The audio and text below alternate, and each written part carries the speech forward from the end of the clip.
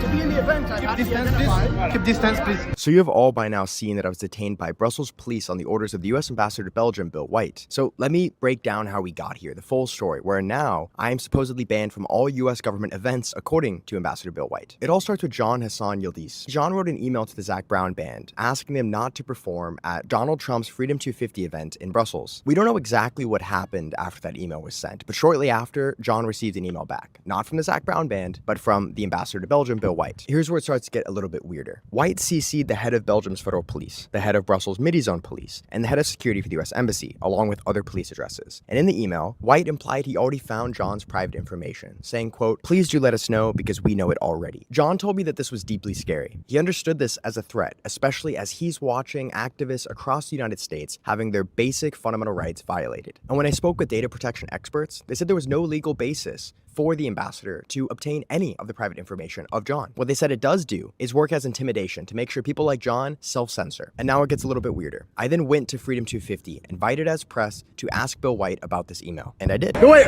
why did you try to intimidate a Belgian activist here? No?